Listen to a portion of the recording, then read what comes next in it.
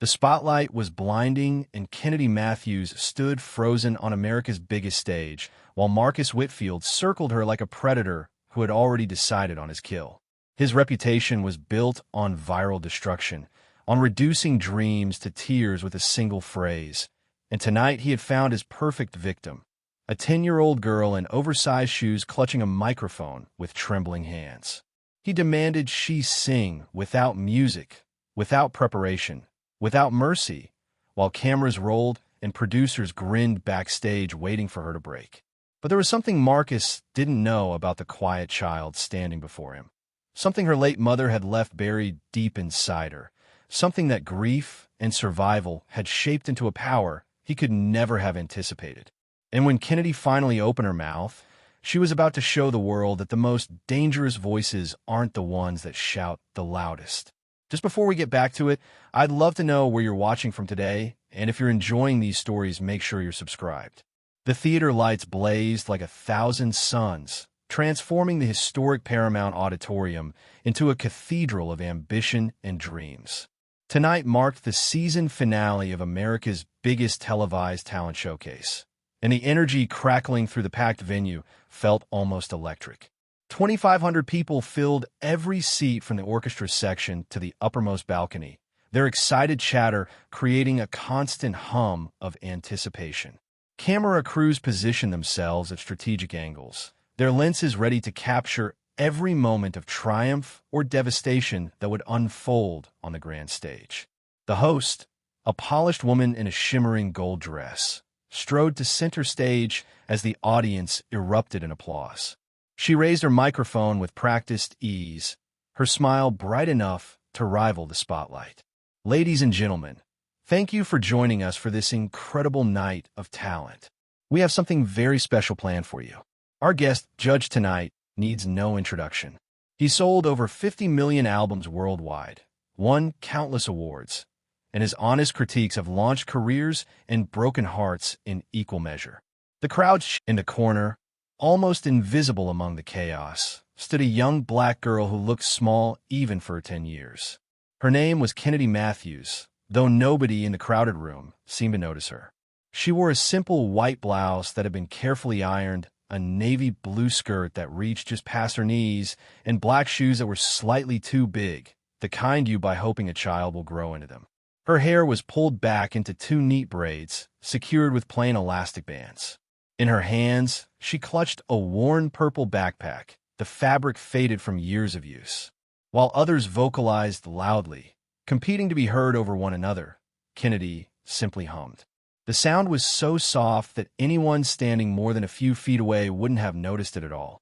Her eyes were closed, her body swaying almost imperceptibly to some internal rhythm that belonged only to her.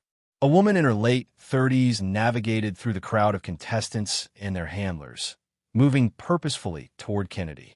Diane Matthews had raised her knees for the past 4 years, ever since her sister passed away, and the weight of that responsibility showed in the worry lines around her eyes. She wore a simple navy dress, practical shoes, and carried herself with the quiet dignity of someone who worked hard for everything she had. Diane knelt beside Kennedy, placing a gentle hand on the girl's shoulder. Kennedy's eyes opened, revealing a depth of emotion that seemed too old for her young face. "Baby girl," Diane said softly, ensuring her voice wouldn't carry to the other contestants. "I need you to listen to me for a second." Kennedy nodded, lowering her backpack to the floor. "We're only here because you begged me to let you try," Diane continued, her voice steady but filled with concern. "I know how much singing means to you, but I also know what can happen out there on that stage. That man, the famous judge, he's not kind to people. He says things that hurt. He makes people cry on purpose because it gets him attention." "I know, Auntie," Kennedy whispered. "So, I need you to promise me something." Diane's eyes searched her niece's face. "No matter what happens out there, no matter what he says or what anyone says, you sing because you love it. Not because they want something from you. Not to prove anything to him or anyone else. You sing because it's yours and nobody can take that away. You understand me?" Kennedy nodded slowly, processing her aunt's words with the seriousness they deserved. "Your mama sang the same way. Diane added, her voice softening even further. She never sang for anyone's approval.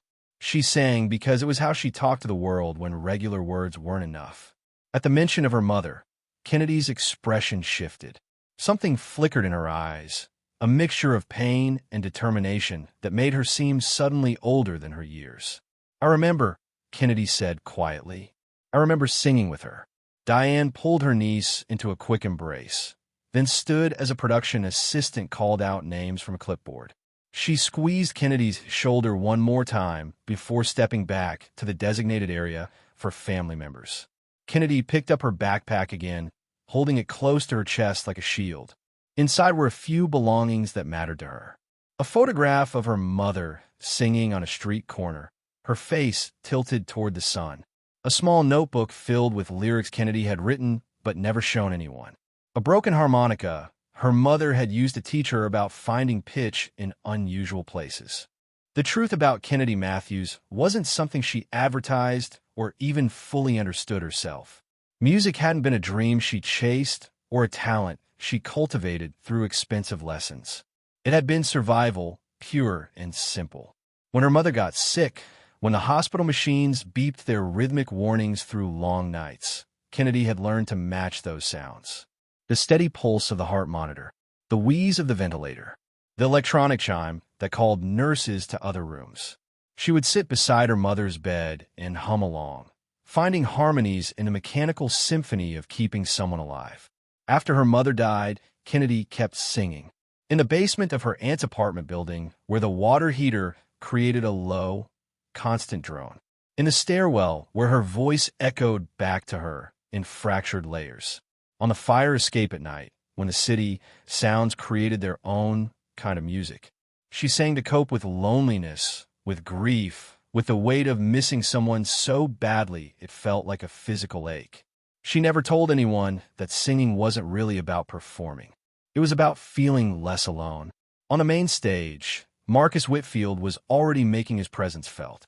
A young woman had just finished a pop ballad, her voice technically proficient, but lacking in originality. Marcus leaned back in his chair, his expression one of exaggerated boredom. "Let me ask you something," he said, his voice carrying easily through the theater. "Did you practice that song by listening to the original artist? Or did you just swallow the CD whole and hope for the best?" The audience laughed, some uncomfortably, others with genuine amusement. The young woman's smile faltered. "Because I've heard that exact performance, with those exact vocal runs, at least 40 times this season alone," Marcus continued. "You're not singing. You're doing karaoke without the words on the screen." The woman's eyes filled with tears. She managed a shaky thank you before walking off stage to polite applause.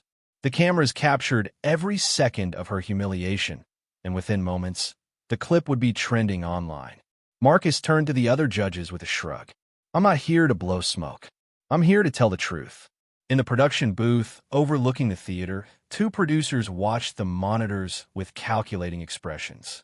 David Chun, the show's senior producer, tapped his fingers against his coffee cup as he scanned through the remaining contestant list.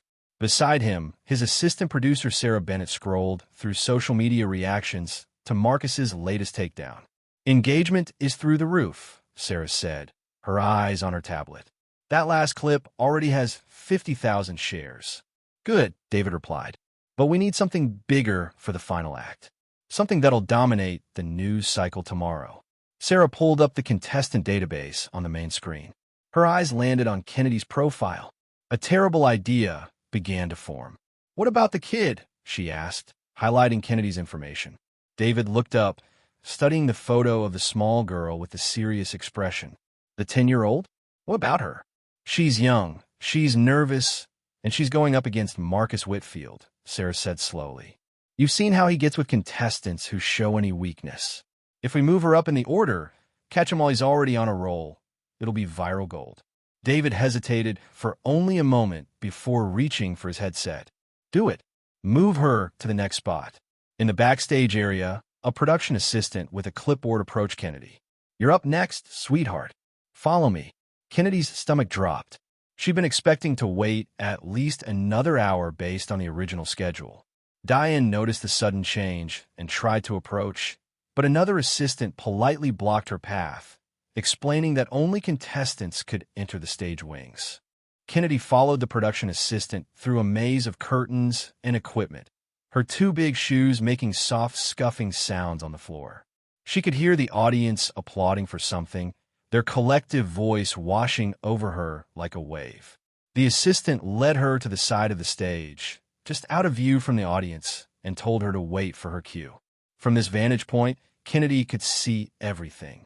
The massive stage stretching out beneath lights that seemed bright enough to melt metal. The judge's table with Marcus Whitfield lounging in his chair like a king on a throne. The sea of faces in the audience, indistinct but overwhelming in their sheer number. Her hands began to shake. The host's voice rang out across the theater. Our next performer is just 10 years old, and she's come all the way from the South Side to be here tonight. Please welcome Kennedy Matthews. The applause was polite, almost cautious. The audience didn't know what to expect from someone so young. Kennedy walked onto the stage, her backpack left behind in the wings on the assistant's insistence. The lights hit her like a physical force, and suddenly she couldn't see the audience anymore. They disappeared into darkness, leaving only the blinding illumination and the sound of her own heartbeat pounding in her ears. Marcus Whitfield stood up from the judge's table, grabbing his microphone as he walked toward her. He moved with deliberate slowness, like a predator circling prey. The audience watched, some leaning forward in anticipation, others exchanging uncertain glances. He stopped a few feet from Kennedy, looking down at her with an expression that might have been a smile if smiles weren't supposed to indicate warmth. "Kennedy," he said, drawing out her name like he was tasting it. "That's a powerful name. Presidential. Tell me, where are you from?" "I live with my aunt on the South Side," Kennedy began, her voice barely audible. "The South Side," Marcus interrupted, turning to address the audience instead of her. "Tough neighborhood. Probably toughens you up, right? Prepares you for moments like this." A few people laughed uncertainly. Kennedy said nothing, unsure if he actually wanted an answer or if he was just performing for the crowd. Marcus turned back to her, his eyes sharp. "So you think you can sing? Is that why you're here? You think you have what it takes to stand on this stage?" "I just like to sing," Kennedy answered honestly. "You just like to sing," Marcus repeated, his tone making the words sound almost foolish. "Well, that's sweet. That's really sweet. But you see, Kennedy, lots of people like to sing. They like to sing in their cars, in their showers, in their living rooms where nobody can hear them mess up. But this," he gestured broadly at the theater, "this is different. This is about being a professional, about having the skill and the courage to deliver when it actually matters." He walked in a slow circle around her, and Kennedy felt her chest tighten. This was already going wrong, and she hadn't even sung a single note yet.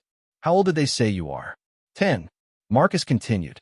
"When I was 10, I was still singing in the children's choir at my church. You know why? Because my voice hadn't developed yet. Because I didn't have the range or the power or the control to do anything more than blend in with 20 other kids." The audience laughed again, louder this time. Some people were starting to enjoy the show, settling into the familiar rhythm of Marcus Whitfield destroying someone's confidence before they even had a chance to prove themselves.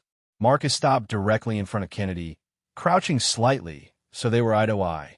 "I'm not trying to be mean, Kennedy. I'm trying to be honest. Do you understand the difference?" Kennedy nodded, though she wasn't sure she did. "Good," Marcus said, standing back up. He addressed the audience again, his voice taking on a theatrical quality. "Here's what we're going to do. I want to see if this young lady has any real talent, or if she's just another kid who got told she could sing by people who love her too much to tell her the truth." He snapped his fingers at the band. No music, no warm-up, no second chances. His eyes returned to Kennedy. "You're going to sing for us right now, a cappella, and we're going to find out exactly what you're made of." The band members exchanged glances but followed his direction, lowering their instruments. The conductor stepped back from his podium. The theater fell into a heavy silence that seemed to press down on Kennedy from all directions. Marcus walked back to the judge's table but didn't sit down. He stood there, arms crossed, waiting. The other two judges looked uncomfortable, but they said nothing. This was Marcus Whitfield's show, and everyone knew it. Kennedy stood alone under the lights, looking out at the darkness where thousands of invisible people waited to judge her. Her mouth felt dry. Her hands trembled at her sides. She had sung in so many places before, but never like this. Never with so much attention, so much expectation, so much potential for humiliation. She thought about her aunt's words. Sing because you love it, not because they want something from you. She thought about her mother, about late nights in the hospital when singing was the only thing that made the fear feel smaller. She thought about all the times she had found her voice in broken places, matching notes to sounds that weren't meant to be musical at all. Kennedy closed her eyes, shutting out the lights and the crowd and the famous singer waiting to tear her apart. She opened her mouth and let the first note emerge. It came out soft and shaky, barely more than a whisper of melody. The sound carried through the vast theater, fragile and uncertain. Somewhere in the audience, someone coughed. A few people shifted in their seats. The note wavered and died. Marcus Whitfield raised his hand immediately, cutting her off before she could continue. No, no, no. Stop. Just stop. Kennedy's eyes opened, finding him standing with his hand raised like a teacher, stopping a wrong answer. That's not singing, Marcus said, his voice dripping with disappointment. That's breathing with pitch. That's a scared little girl making scared little sounds. This is a professional stage, Kennedy. We need to hear you, not strain to catch whispers. The audience laughed, and this time there was less discomfort in it. They were settling into the entertainment of watching someone fail. Marcus seemed to consider something, then made a decision. He gestured to one of the stagehands. Bring me a stool. Bring it right here, center stage. A stool was quickly produced and placed directly in front of where Kennedy stood. Marcus walked over and sat down on it, positioning himself so close to her that she could see the fine lines around his eyes, the calculated cruelty in his smile. I'm going to sit right here, he announced to the audience, because I want everyone to see exactly what happens when nerves destroy a dream. I want this to be a learning moment. For Kennedy, and for everyone watching who thinks that wanting something badly enough is the same as deserving it. The camera zoomed in, capturing Kennedy's face as tears began to well in her eyes. In the production booth, David and Sarah exchanged satisfied looks. This was exactly the kind of content that would dominate social media for days. Marcus continued, his voice taking on a teaching tone that somehow made everything worse. Kennedy, I'm going to give you a challenge. I'm going to name specific notes, and I want you to hit them. Can you do that? Kennedy nodded, not trusting her voice to speak. We'll start simple, Marcus said. He sang a clear middle C. Match that. Kennedy sang the note back to him, her voice still quiet but accurate. Good, Marcus said, though his tone suggested it was anything but. He sang a higher note, a G above middle C. Now this one. Kennedy matched it, her pitch perfect even as her confidence wavered.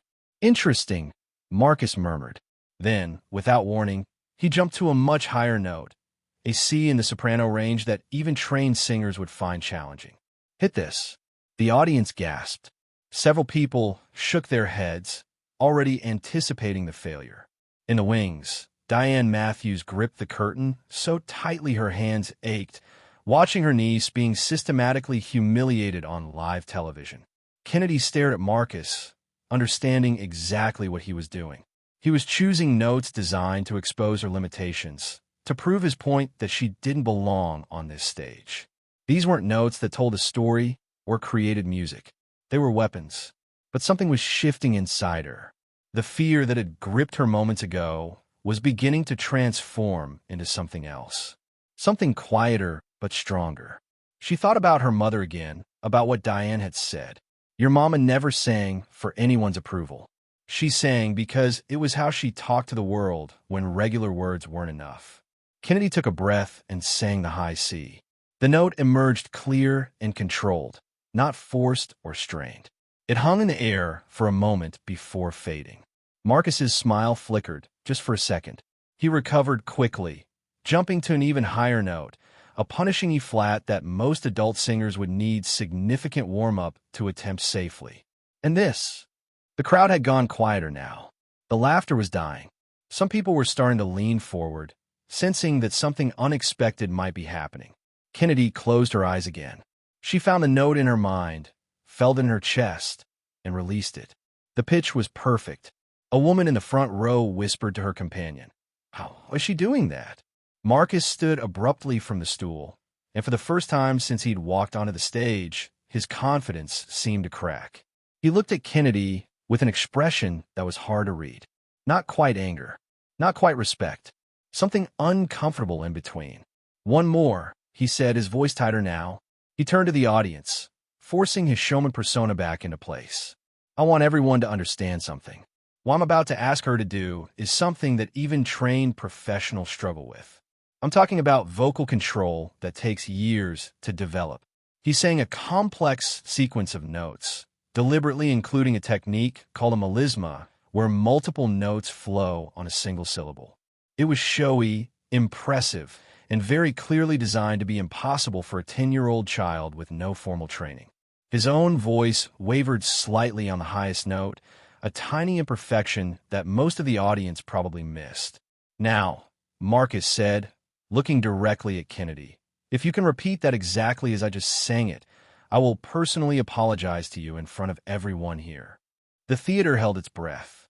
The cameras captured every angle. This was the moment the producers had been hoping for, the peak of the humiliation before the inevitable breakdown. Kennedy looked at Marcus Whitfield, this famous man who had built a career on breaking people down, and something in her expression changed. The fear was still there, but it no longer controlled her. She thought about all the nights she'd spent matching impossible sounds, finding music in places it wasn't supposed to exist. She whispered, barely audible, "Can I start over?" Marcus's smile was cruel. "No." Kennedy nodded slowly, accepting this. Her hands, which had been trembling since she walked on stage, gradually stilled. She looked out at the darkness where the audience waited, invisible beyond the lights. And then she stopped trying to please anyone. She stopped worrying about the challenge, or the humiliation, or the cameras capturing her potential failure. Instead, she did what her mother had taught her to do without ever saying it out loud. She chose her own note. The sound that emerged from Kennedy Matthews wasn't the sequence Marcus had demanded. It was something entirely different. A single, sustained tone that seemed to come from somewhere deeper than her small body should have been able to access. It wasn't loud, but it carried through the entire theater with perfect clarity, cutting through the silence like light through glass. After choosing her own note instead of following Marcus's impossible challenge, Kennedy had released a single, sustained tone that seemed to defy the limitations of her small body. The sound hung in the air of the Paramount Auditorium, clear and haunting, reaching every corner of the vast space without strain or force. It wasn't what Marcus Whitfield had demanded, but it was undeniably powerful. The reaction in the theater was immediate and physical. People who had been slouching in their seats straightened up as if pulled by invisible strings. A judge at the table who had been smiling moments ago found her expression fading into something closer to confusion. Someone in the balcony section leaned forward over the railing, trying to get a better view of the small figure on stage. A man near the front row mouthed a single word that his companion couldn't quite hear, but understood from the shape of his lips. "What?"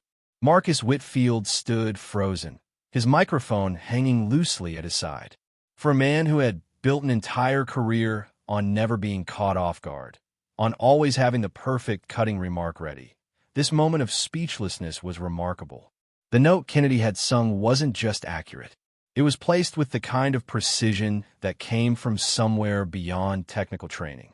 He recovered with a laugh, but it sounded forced, awkward in a way his usual performance never did. "Okay, that was cute," he said, his voice carrying across the stage. "Very cute. You can hit one note cleanly. Congratulations. But let's see if you can actually follow direction." He sang another note, this time choosing a pitch even higher than before, a soaring tone that pushed into the upper registers where most voices became thin and strained. He expected her to fail. He needed her to fail. The entire structure of this interaction, the arc he had constructed for the audience, depended on her eventually breaking down under the pressure. "Now try this," Marcus said, the challenge clear in his voice. Kennedy looked at him for a long moment. She wasn't thinking about the note itself or whether she could reach it. She was thinking about something her mother had told her years ago, back when singing had just been a game they played together. Her mother had said that notes weren't just sounds you made with your throat. They were feelings you shaped into something other people could hear. The trick wasn't to force your voice to go somewhere it didn't want to go. The trick was to find where that note already lived inside you and let it out. Kennedy sang the note Marcus had given her. She reached it smoothly, without the strain or push that would have indicated she was working at the edge of her range. But she didn't stop there. As the notes sustained, she layered something else over it, a harmonic that created depth and richness.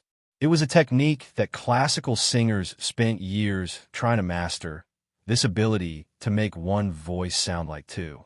In the orchestra pit, the musicians exchanged startled glances. The conductor, a man named Richard Holloway who had worked with some of the finest singers in the world, slowly lifted his hands from where they had been resting on his podium. He didn't give any signal, didn't motion to his players.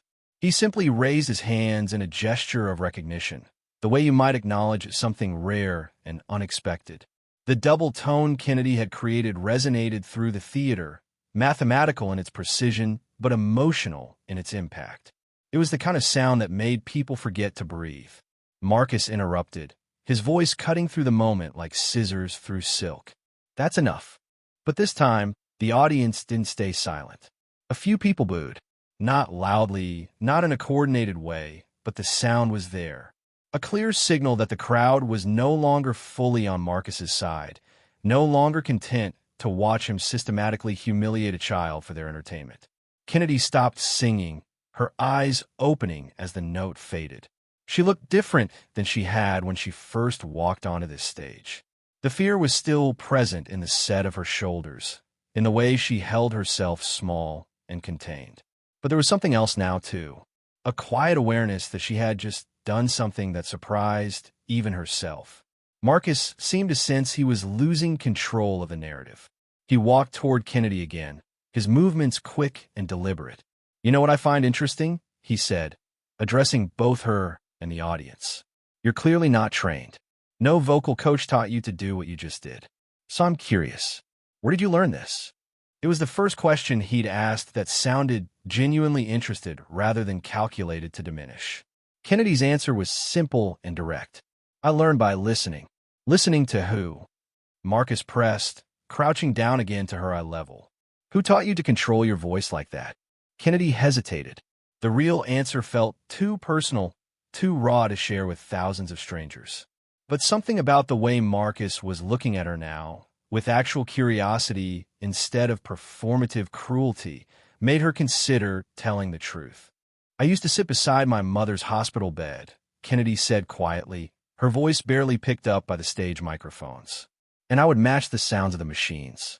The heart monitor that beeped every second. The ventilator that wheezed. The four-pump that clicked.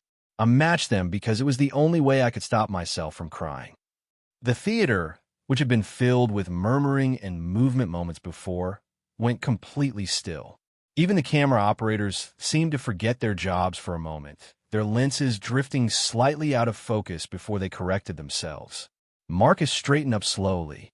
His expression had changed again, the showman persona slipping to reveal something more complicated underneath. "Your mother was sick?" "She died when I was 6, Kennedy said. "She was a singer too. She used to perform on street corners and in subway stations. She had perfect pitch, and she could hit notes that made people stop walking and just listen. I learned from her, but I also learned from being without her." The mood in the Paramount Auditorium had transformed completely. The laughter that had rippled through the crowd earlier was gone, replaced by something heavier and more human.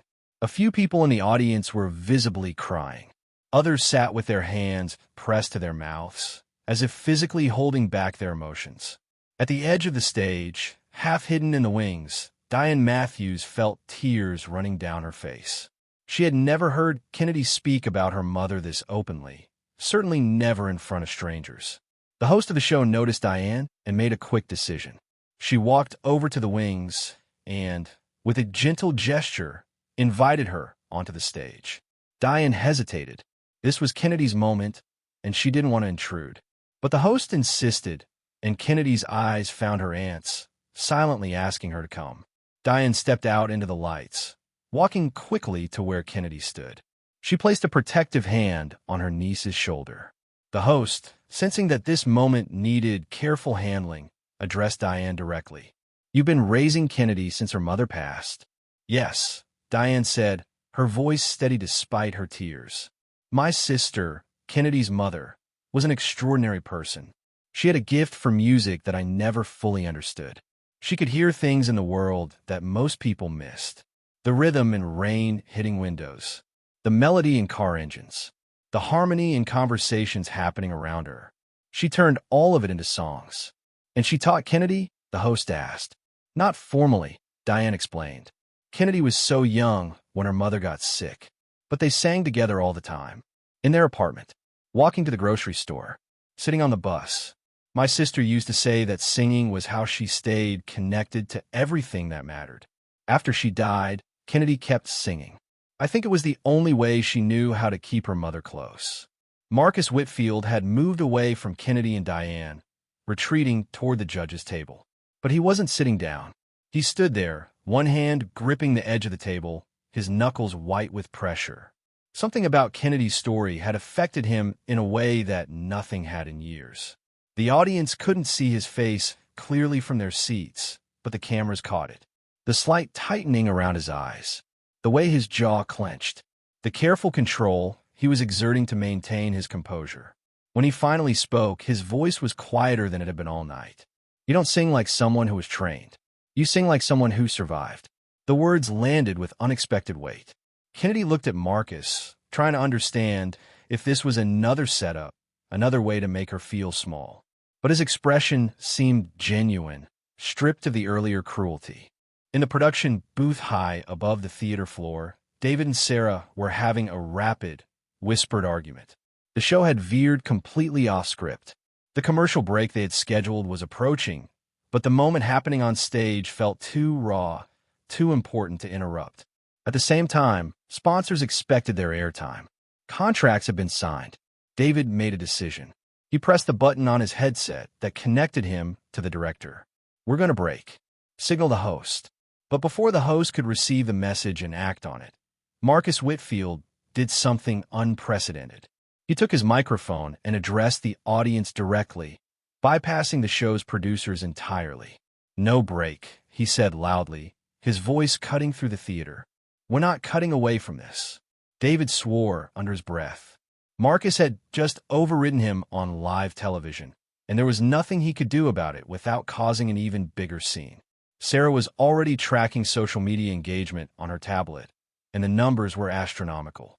Whatever was happening down on that stage, people couldn't look away. Marcus walked back toward Kennedy, but this time he kept his distance, respecting the space between them. "I want you to sing something else," he said. "Not notes I choose. Not a test or a challenge. Something real. Can you do that?" Kennedy glanced at her aunt, uncertain. Diane squeezed her shoulder gently, leaving the choice to her. "I don't know many real songs," Kennedy admitted. "I mostly just sing things I make up." "Then sing something you made up," Marcus said. "Something that tells us who you are." The request hung in the air. Kennedy's mind raced.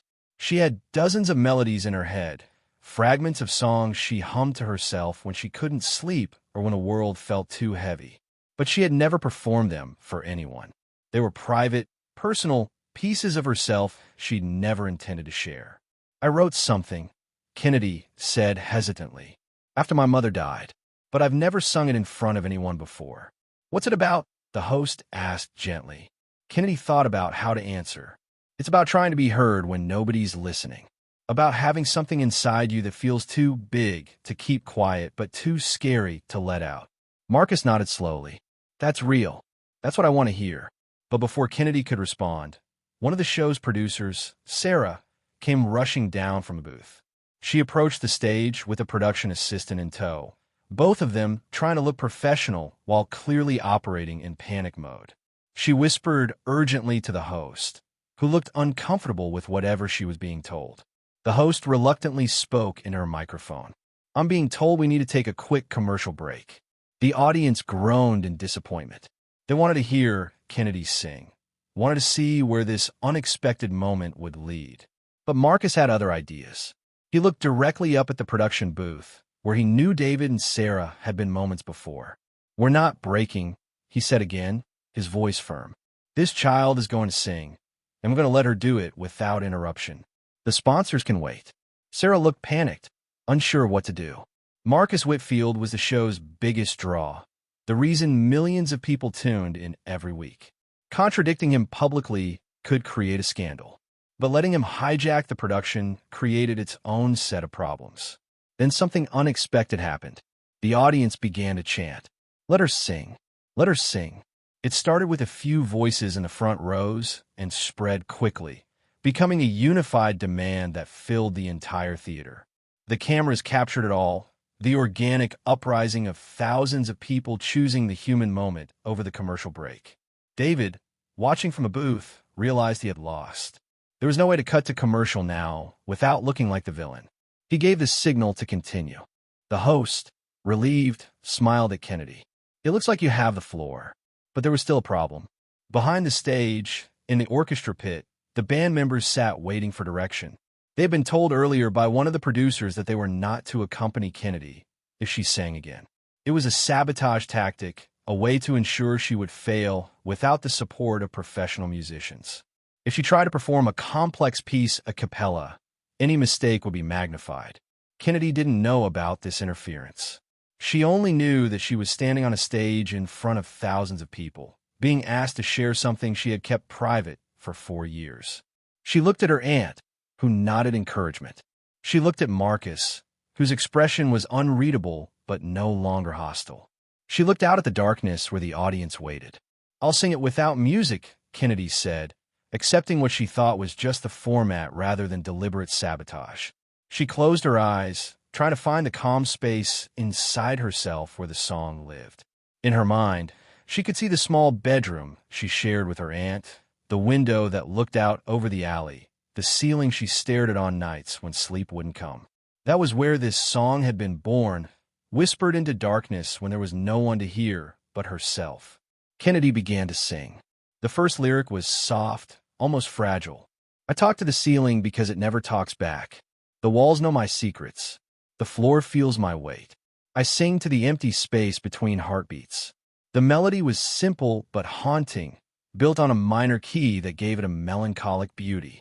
Her voice, which had been uncertain when she first stepped onto this stage, now carried a different quality. Not powerful in volume, but powerful in authenticity. Every word felt true. The theater had never been so quiet. Not a single person coughed or shifted or whispered to their neighbor. The usual ambient sounds of a live venue, the rustle of programs and the creak of seats, had vanished entirely. Thousands of people were holding their breath. Kennedy moved into the second verse, her voice growing slightly stronger. "They tell me be quiet, be small, be less. But I've got something inside me that won't compress. It sounds like my mother. It sounds like me. It sounds like everything I'm afraid to be." As she sang, something remarkable happened in the orchestra pit. A single violin player, a woman named Jessica Chun, who had been explicitly told not to perform, couldn't help herself. She raised her instrument and began to play, soft and careful, finding the melody Kennedy was creating and supporting it without overwhelming it. The conductor noticed and made no move to stop her. Then a piano player joined in, adding gentle chords underneath Kennedy's voice. Then a cello. Then the whole string section. Within moments, the full orchestra was playing, but they weren't leading the music. They were following Kennedy, adapting to her phrasing, her breath, her choices. It was backward from how these collaborations normally worked, and it was extraordinary. Kennedy felt the music rising around her and opened her eyes. She saw the orchestra playing, saw the conductor watching her instead of leading his musicians, and something unlocked inside her. The fear that had been constricting her chest loosened. Her voice opened up. She sang the bridge, moving through ranges that normally belonged to different types of singers. Her voice dropped into a rich, warm tone that resonated in her chest, then climbed into a clear, crystalline pitch that seemed to float above the orchestra. She wasn't straining or pushing. She was simply allowing her voice to do what it naturally could, unimpeded by doubt or the weight of others' expectations. The massive screens flanking the stage, which were supposed to show close-ups of the performers, had accidentally been left on automatic mode. The cameras captured members of the audience with tears streaming down their faces. A man with his hands pressed together as if in prayer. A woman with her eyes closed, swaying slightly to the melody. A teenager filming on their phone with shaking hands. The screens created a mirror, showing the audience their own emotional response to what they were witnessing. At the judges' table, Marcus Whitfield had stopped moving entirely. He stood like a statue, his eyes fixed on Kennedy, but his mind somewhere else entirely. The confident, aggressive persona he wore like armor had cracked wide open. His breathing had become shallow and rapid. One hand gripped the edge of the table so hard that his fingers had gone white. The other two judges noticed his reaction. They had worked with Marcus for 3 seasons and had never seen him look like this. Vulnerable, shaken, almost frightened. Kennedy reached the final verse of her song. So, I'll sing to the ceiling until it learns to listen. I'll sing to the silence until it starts to shimmer. I'll sing because I'm here. I'll sing because I can. I'll sing until the empty spaces understand. And then she held the final note. It started as a pure, sustained tone that filled every corner of the Paramount auditorium. Then, impossibly, she began to modulate it.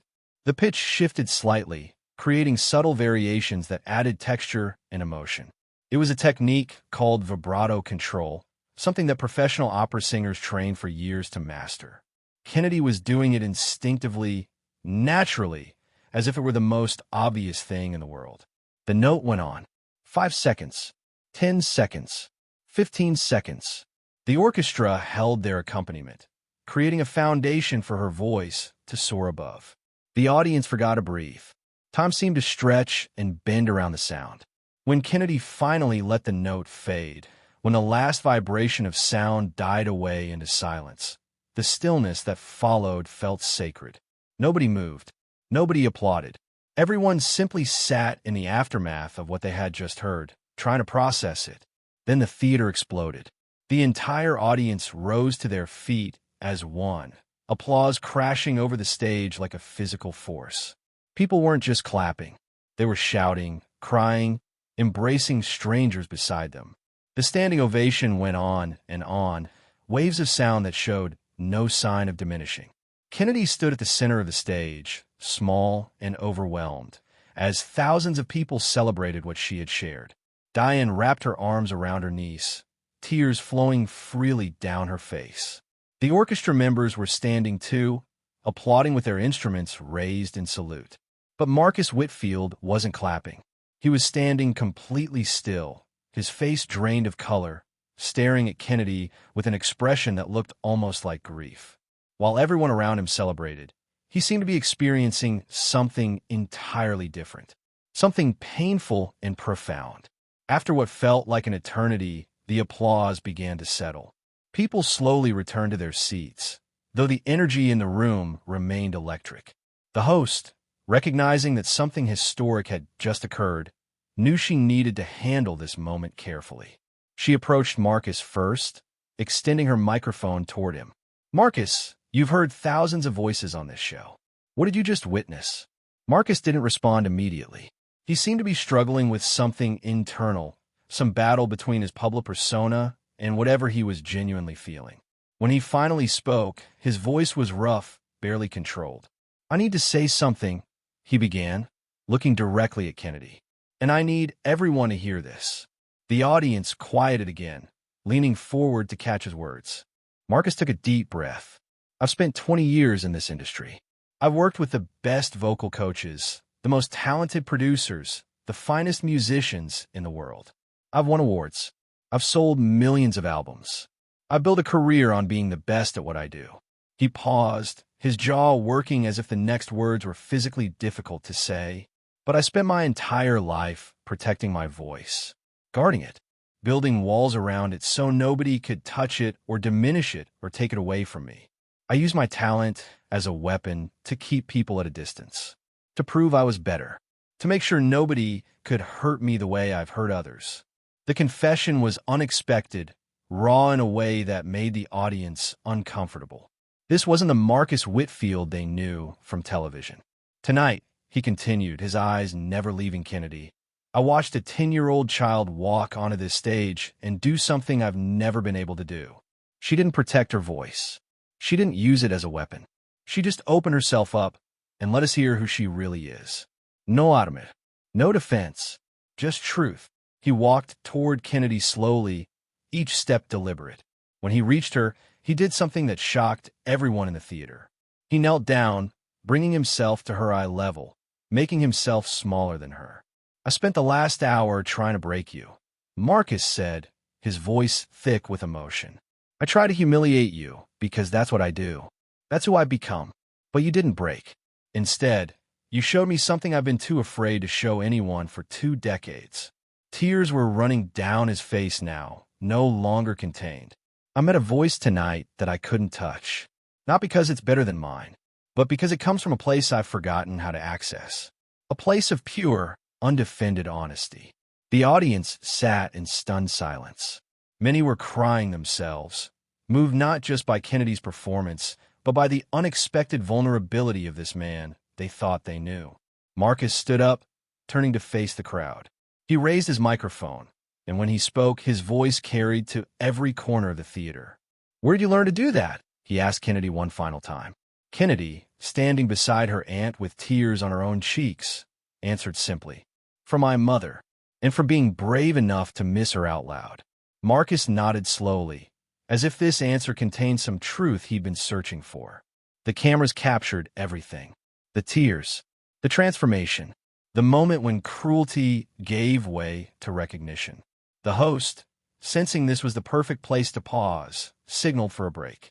The screens faded to commercial, but in the theater itself, the moment continued. Marcus stood on stage, no longer performing for the cameras, simply existing in the aftermath of something that had changed him. And Kennedy Matthews, the quiet girl from the South Side who had walked onto this stage expecting to be destroyed, had instead revealed something so powerful that even the man who tried to break her had been forced to recognize its worth. The commercial break ended, but the atmosphere in the Paramount Auditorium had fundamentally changed. What had begun as a typical talent showcase, complete with its predictable rhythms of triumph and failure, had transformed into something nobody in the theater could have anticipated. The audience settled back into their seats with an unusual quietness, as if afraid that speaking too loudly might shatter whatever fragile magic had been created on that stage. Marcus Whitfield remained where he had been standing, center stage, his earlier composure completely stripped away. The cameras focused on him as the broadcast resumed, capturing a man who looked nothing like the confident, cutting Judge America had come to know.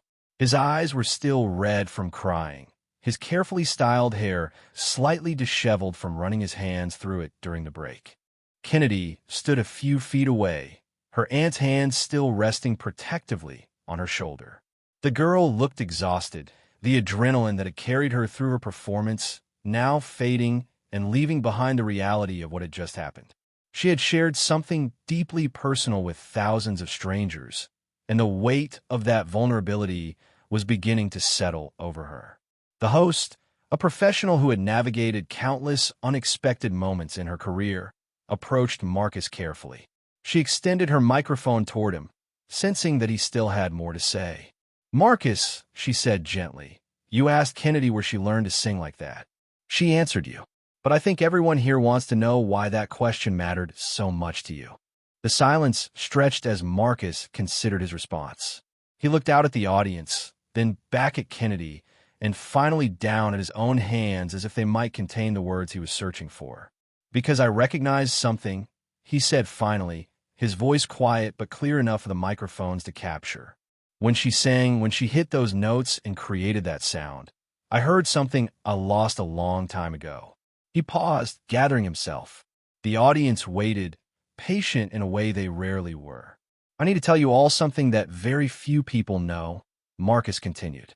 When I was younger, before my first album, before any of the fame, I had the same vocal range Kennedy just demonstrated. I could move between registers seamlessly. I could sustain notes that seemed impossible. I had control that vocal coaches told me was once-in-a-generation rare. A murmur rippled through the crowd. This was not common knowledge.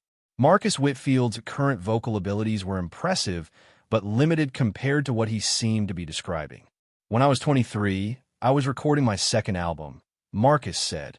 I was pushing too hard, singing without proper rest, ignoring my vocal coach's warnings because I thought I was invincible. During one session, I felt something tear in my throat. It wasn't dramatic, just a small pop, like a rubber band snapping. Kennedy watched him intently, her young face showing an understanding that seemed beyond her years. The doctor said it was a minor injury to my vocal cords, Marcus continued. Treatable, but I needed complete vocal rest for 3 months.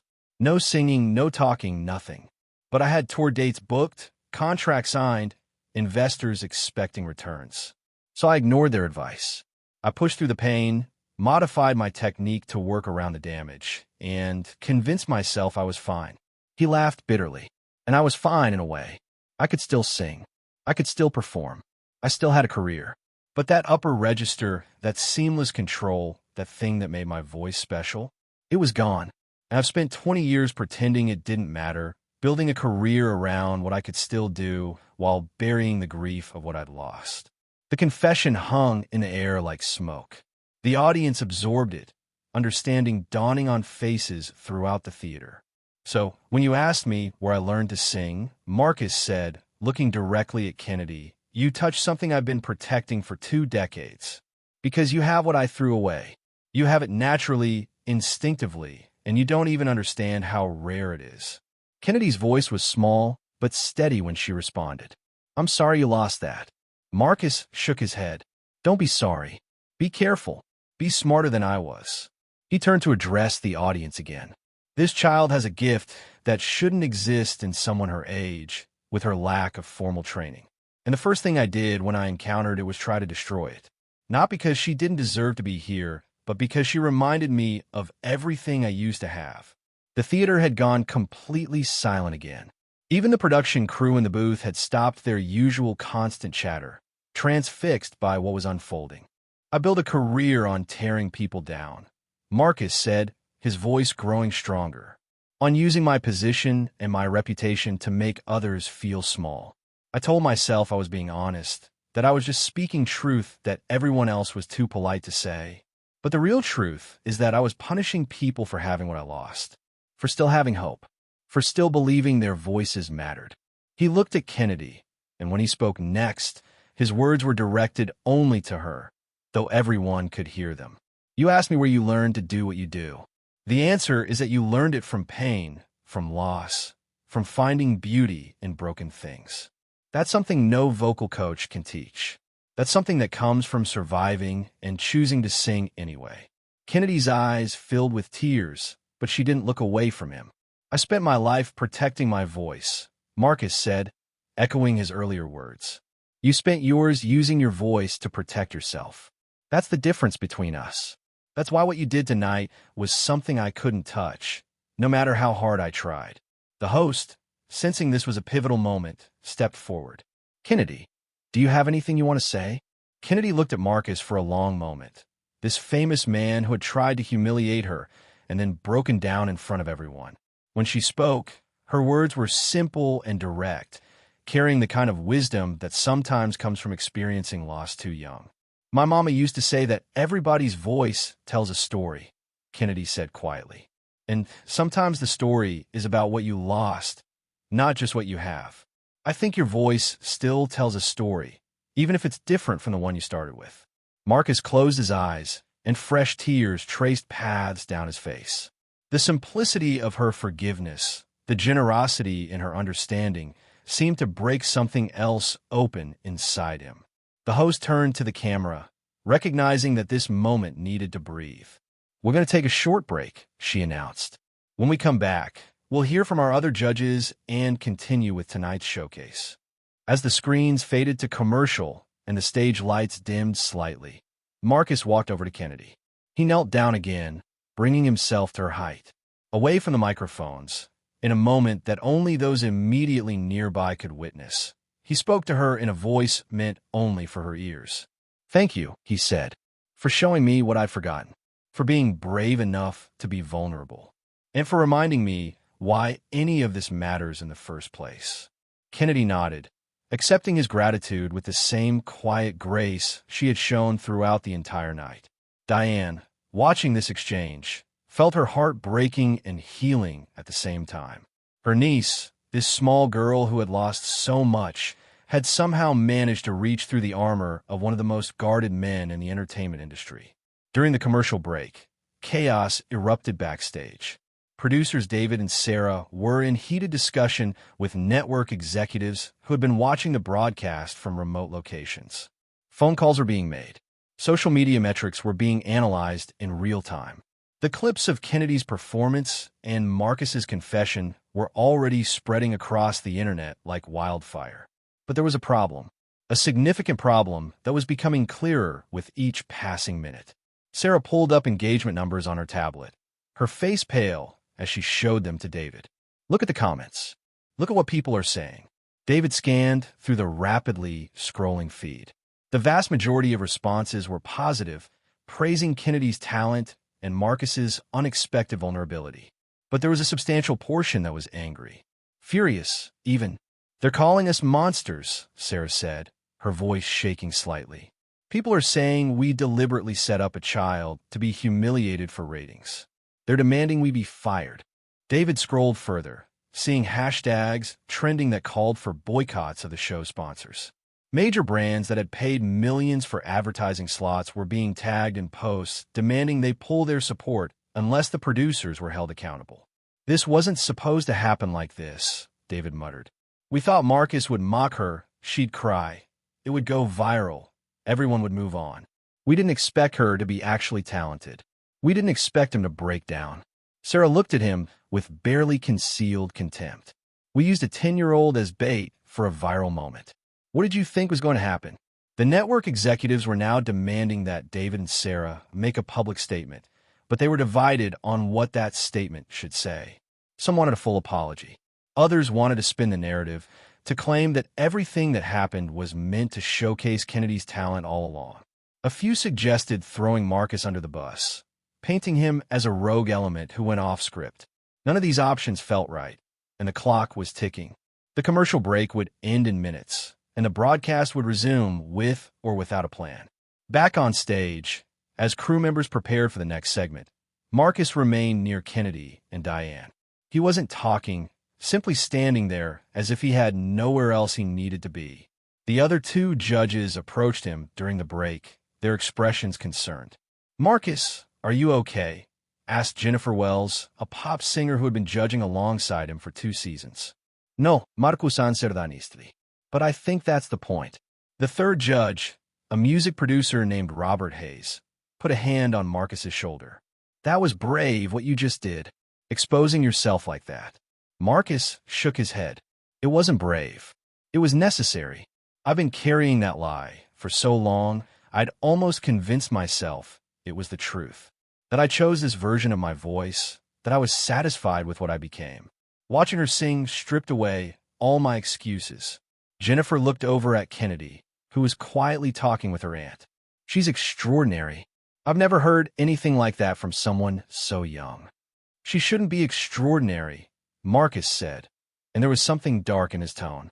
"She should be a normal kid who likes to sing. But the industry, the way we do things, the systems we've built, they don't allow for that. We'll turn her into a commodity before she's old enough to understand what she's losing." Robert frowned. "Are you saying she shouldn't pursue this? With a voice like that?" "I'm saying she deserves better than what we're going to offer her," Marcus replied. "Better than what I became. Better than this machine that chews up talent and spits out products." The lights began to brighten, signaling that the commercial break was ending. The host took her position center stage, and the judges returned to their table. But the energy had shifted. Everyone involved in the production knew that what happened next would be scrutinized, analyzed, and potentially used against them. As the broadcast resumed, the host addressed the camera with a carefully practiced smile. Welcome back to our season finale. We've just witnessed something truly special, and now we'd like to hear from our other judges. Jennifer, what did you think of Kennedy's performance? Jennifer leaned forward, choosing her words carefully. I think we all just saw something that very rarely happens in this industry. A voice that hasn't been manufactured or coached into conformity. Kennedy, you sang from a place of pure authenticity, and that's something no amount of training can create. She paused, glancing at Marcus before continuing. But I also think we need to acknowledge what happened here tonight. The way this performance was set up, the challenges that were presented, they weren't designed to showcase Kennedy's talent. They were designed to expose weakness. And I think we all need to examine why that's become our default approach to evaluating artists. The statement was carefully worded but pointed. She was calling out the show's format without directly attacking Marcus or the producers. Robert spoke next, his deep voice carrying weight. Kennedy, I've worked with some of the most talented vocalists in the world.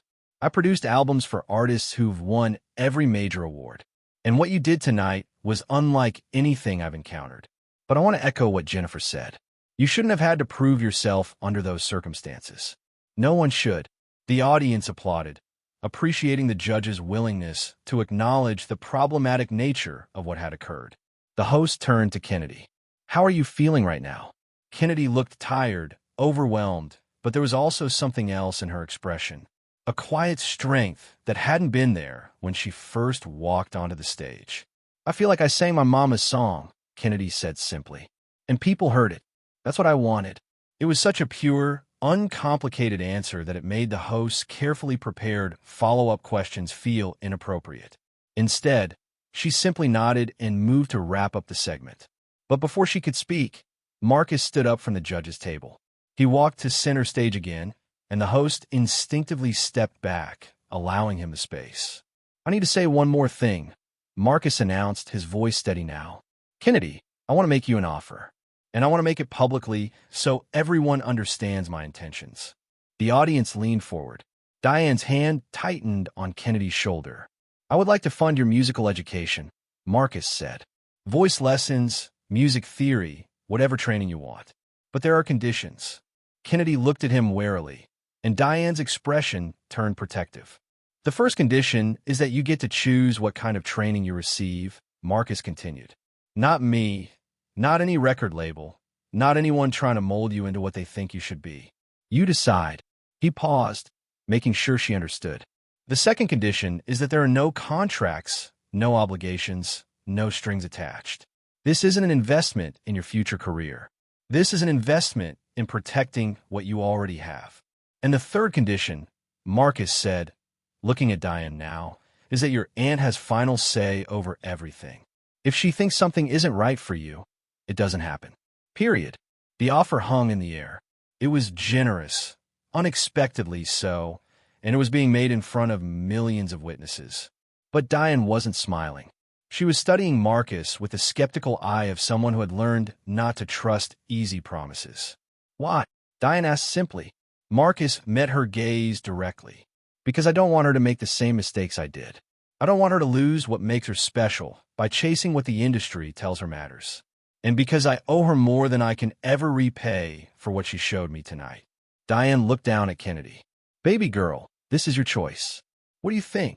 Kennedy considered the offer seriously, her young face thoughtful. Can I still sing in the hospital? The question surprised everyone. Marcus blinked, confused. The hospital? I go to the children's ward sometimes, Kennedy explained. And I sing for the kids who are sick. It makes them feel better. If I do training and stuff, can I still do that? Marcus's expression softened. Yes, absolutely yes. And can I still sing in the stairwell at home? That's where my voice sounds best. Wherever you want, Marcus confirmed. Kennedy looked at her aunt, then back at Marcus. Okay, but Auntie Diane is in charge. Marcus nodded, relief visible on his face. Deal. The audience erupted in applause, but not everyone was celebrating. In the production booth, David and Sarah watched this exchange with growing alarm. Marcus Whitfield, their star judge, had just made a commitment on live television that had nothing to do with the show. He positioned himself as Kennedy's protector, which implicitly framed the producers as potential threats. Sarah's phone was buzzing constantly with messages from network executives and sponsors. The tone of those messages was shifting from concern to angry. Several major advertisers were threatening to pull their spots from future episodes unless the show issued a formal apology for how Kennedy had been treated. David made a decision. He grabbed his headset and connected to the host. "We need to address this now, before we lose complete control." The host, receiving the message in her earpiece, looked uncomfortable but nodded slightly. She stepped forward as the applause died down. "I think we all need to acknowledge something," she said, her voice carrying a weight that hadn't been there earlier in the broadcast. "What happened tonight was not what anyone expected, and I think we owe Kennedy and her family an apology." She looked directly at the camera. The way this performance was structured, the challenges that were presented, they weren't fair. They were designed to create a certain kind of television, and we lost sight of the fact that Kennedy is a child who deserves to be treated with respect and care. It was a carefully crafted apology, written by producers in real time and fed to her through her earpiece. But it felt hollow, a corporate response to a human moment. Diane stepped forward, gently moving Kennedy behind her. When she spoke, her voice was calm but firm. "I appreciate the apology," she said, "but I want everyone to understand something. We didn't come here tonight looking for fame or a recording contract or any of that. Kennedy asked to audition because she loves to sing, and I thought it would be a good experience for her." She looked around the theater, her gaze taking in the judges, the host, the cameras. "But what I watched happen to my niece tonight was not a good experience. It was cruelty disguised as honesty. It was a powerful man using his position to make a child feel small. And the only reason it turned into something beautiful is because Kennedy is stronger than anyone gave her credit for." The audience was silent, hanging on her every word.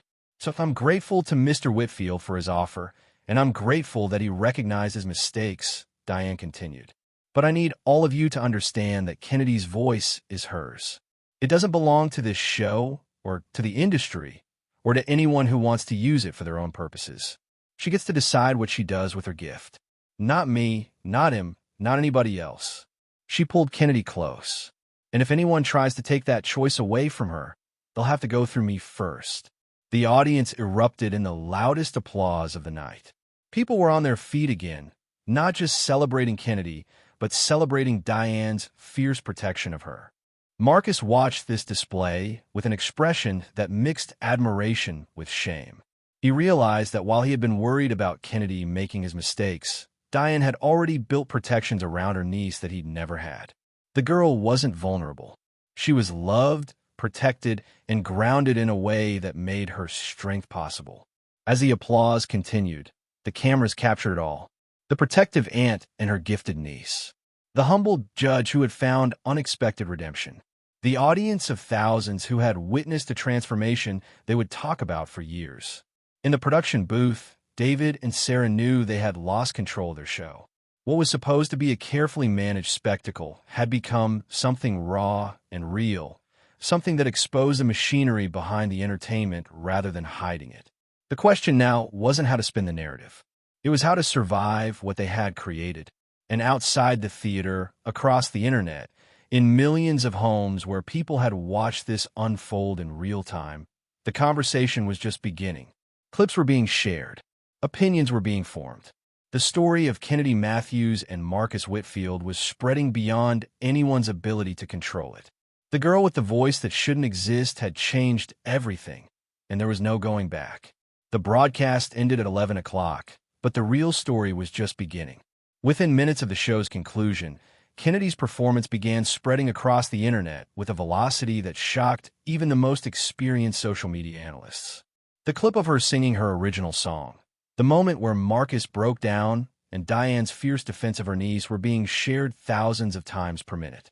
By midnight, 3 hours after Kennedy had walked off that stage, the video had been viewed over 10 million times across various platforms. Twitter was flooded with commentary. Facebook groups dedicated to vocal technique were analyzing her performance frame by frame. Reddit threads stretched into hundreds of comments debating the ethics of what the show had done. TikTok users were attempting to recreate her sustained notes, failing spectacularly, and posting their attempts with captions like, "How did a 10-year-old do this?" But the conversation wasn't just about Kennedy's talent. It was about everything that had surrounded it. The deliberate setup, the cruelty, the transformation. People were angry in a way that surprised the network executives who monitored these things. A music journalist named Patricia Hernandez posted a thread that went viral in its own right.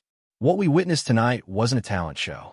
It was a morality play about how the entertainment industry destroys what it should protect. Marcus Whitfield tried to break a child on live television, and when he couldn't, he had to confront what he'd become. That's the real story here. The backlash against the show's producers intensified overnight. Advertisers began pulling their commitments for future episodes. Coca-Cola issued a statement saying they were suspending their sponsorship pending a full investigation into how contestants were treated. Toyota followed suit within hours. By morning, the show had lost nearly 40% of its advertising revenue. David and Sarah were called into emergency meetings with network lawyers.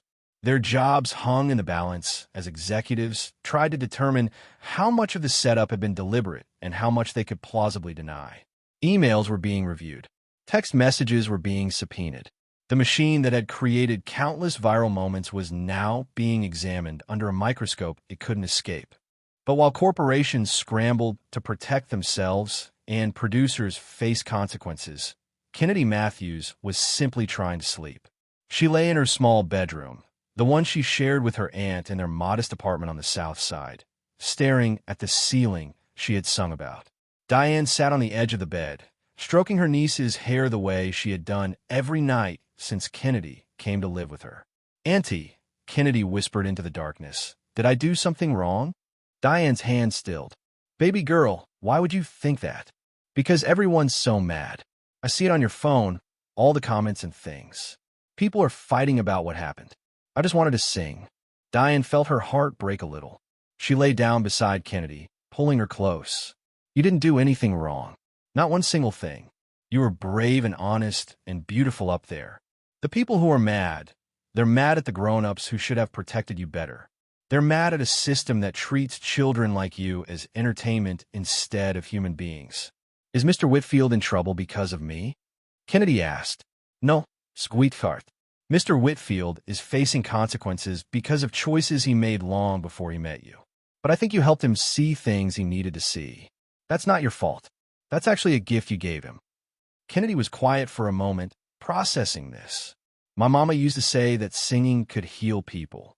I never really understood what she meant before." "Your mama was right," Diane said softly. "And tonight you proved it." They lay together in the darkness, and eventually Kennedy's breathing deepened into sleep. But Diane stayed awake, her mind racing with worry about what would come next. The offers had already started arriving. Record labels wanting to sign Kennedy. Talent managers promising to make her a star. Voice coaches claiming they could refine her natural ability into something even more extraordinary. Diane had ignored all of them. She remembered what Marcus had said about the industry chewing up talent and spitting out products. She saw it clearly now, the machine that would try to take this small girl with her genuine gift and transform her into something marketable, something controlled, something that fit their templates. She wouldn't let that happen. Whatever it cost, whatever opportunities they had to turn down, Kennedy would keep her voice. Her real voice, the one that came from grief and survival and love. Across the city, in a penthouse apartment that overlooked Lake Michigan, Marcus Whitfield sat alone with a glass of whiskey he hadn't touched. His phone was exploding with messages. His publicist had called 17 times. His manager was threatening to fly in from Los Angeles. Everyone wanted to know what he was going to do next, how he was going to manage this crisis, what his strategy would be for damage control. But Marcus wasn't thinking about damage control. He was thinking about that moment on stage when Kennedy had sung her song, when she had opened herself up completely, and he had seen reflected back at him everything he had lost. Not just his vocal range, his humanity, his connection to why music mattered in the first place. He stood and walked to his piano, an instrument he rarely played anymore despite having spent thousands of hours at it during his youth. His fingers found the keys, and he began to play softly, searching for a melody that had been buried for 20 years. The notes came haltingly at first, rusty from disuse, but gradually they formed into something recognizable. It was a song he had written when he was 19, before the fame and the injury and the bitterness. A song about hope and possibility and the pure joy of creating something beautiful. He had never recorded it, never performed it publicly, because by the time he had the platform to share it, he no longer believed in what it said. But now, sitting in his empty apartment with the city lights glowing through his windows, he played it through from beginning to end. And when he tried to sing it, his voice cracked and wavered, unable to hit the notes he had once commanded effortlessly. But he kept singing anyway, letting the imperfect sounds fill his expensive, lonely home. For the first time in 20 years, Marcus Whitfield was singing for no one but himself. The next morning brought a media frenzy that neither Kennedy nor Diane were prepared to handle. News vans appeared outside their apartment building before sunrise. Reporters called their phones despite having no idea how they'd obtain the numbers. Neighbors who had barely spoken to them before suddenly wanted to share their stories of always knowing Kennedy was special. Diane made a decision. She packed a small bag, took Kennedy out through the building's service entrance, and they stayed with a friend in a different neighborhood. They needed space, time to process what had happened without the world demanding immediate reactions. But while they hid from the chaos, the conversation continued without them. Music industry professionals weighed in. Vocal coaches posted technical breakdowns of Kennedy's performance. Child psychologists warned about the dangers of exposing young talent to public scrutiny. Think pieces appeared in major publications debating everything from the ethics of talent shows to the racial dynamics of a black child being humiliated by a white judge. Marcus issued a statement through his publicist, but it wasn't the carefully crafted PR response his team had prepared. He wrote it himself, and it was raw and honest. I spent 20 years building a career on cruelty. I told myself I was being honest, that I was just saying what everyone else was thinking. But the truth is I was punishing people for reminding me of what I'd lost. Kennedy Matthews showed me something I'd forgotten, that vulnerability is not weakness, and that the most powerful voices are the ones that come from truth rather than technique. I don't expect forgiveness, but I am committed to doing better. Starting now. The statement was shared millions of times. Some people praised his honesty. Others said it was too little, too late. A few pointed out that his redemption shouldn't overshadow Kennedy's talent or the systemic problems his behavior represented. But Marcus wasn't looking for praise or redemption. He was looking for a way forward that didn't involve using people as stepping stones to maintain his own relevance. 3 days after the broadcast, Marcus received a call from Diane. She had gotten his private number from the show's producers, who reluctantly provided it after she made it clear she would go to the press if they didn't facilitate contact. "Mr. Whitfield," Diane said when he answered, her voice cautious. "Kennedy and I have been talking about your offer." Marcus sat up straighter, his heart suddenly racing. "And we want to accept it, but with some additional conditions." "Name them," Marcus said immediately. "First, we want everything in writing. Legal contracts that specify exactly what you're offering and what you're not entitled to. Kennedy's aunt gets approval over all decisions. No exceptions. Done. Second, we want you to stay away from us for at least 6 months. No visits, no check-ins, no public appearances together. You've got your own healing to do, and we've got ours. The money and the resources are appreciated, but we don't want your guilt or your need for redemption tangling up Kennedy's education." Marcus flinched, but he understood. "I can do that." And third, Diane said, her voice softening slightly, "when those 6 months are up, if Kennedy wants to see you or she wants to talk to you about music or singing or any of this, you show up. Not as a judge or a celebrity or someone trying to fix their reputation. Just as someone who understands what it's like to have a gift that scares you." Marcus's throat tightened. "I promise." "Okay then," Diane said. "Our lawyer will be in touch with yours." She hung up, and Marcus sat holding his phone, feeling something he hadn't felt in years. Not relief, exactly, but maybe the beginning of it. The possibility that his worst moment could lead to something better, not for himself, but for someone who deserved it. Weeks passed.